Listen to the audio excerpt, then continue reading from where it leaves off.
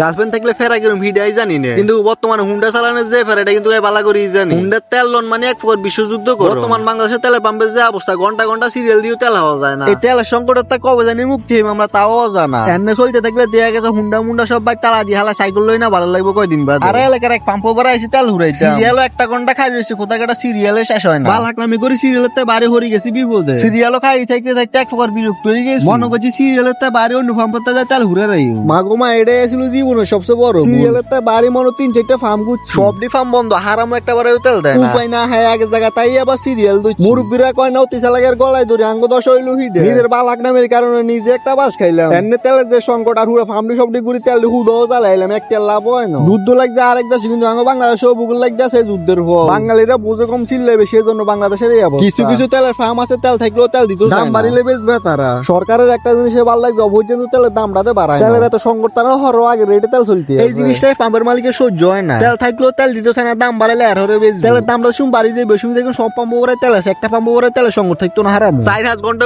সিরিয়ালও খাইছে, কামের কাম হারাম হয় না। এসব মেজাজটা কিরম গরম হয় কোন চাই। কোদাল খারাপ হলে যাও এরা থুকি দাও, কথা কথা শুধু হাট লাগে যায়, থুকি দাও হ্যাঁ লাগে যায়। কোয়াল খারাপ হলে যাও এর কোদাল কাটা পাম্পের মিশিং ডই গেছে নষ্ট, আর কোন সময় নষ্ট হয়েছে জানেন। ট্যাঙ্কির মুখটা খুলছি একজন হরে আর তেলটা দিবে ডবি মিশিং ডই গেছে নষ্ট। পাবলিক তো সেতিমে তো হুরাইয়া 2-3 ঘন্টা ধরে সিরিয়ালও খাইছে, তেল সারা বাজ যাবে কথা শুনি। আর পরিস্থিতি সামাল না দিতে পুলিশে ফোন বেড়ারা আর কিতা করবে, তাকে মিশিং নষ্ট হয়ে গেছে, তা কত করার কিছু নেই। তো বাবুরা সে বক্তব্য পর্যন্ত ছিল, সব ভালো থাকবেন, সুস্থ থাকবেন। আজকে জন্য বিদায় নিচ্ছি, আল্লাহ হাফেজ। আমাদের সুবিধার মতো আমাদের ফ্রিটা বলবো, আমাদের পাশে থাকবেন। ধন্যবাদ।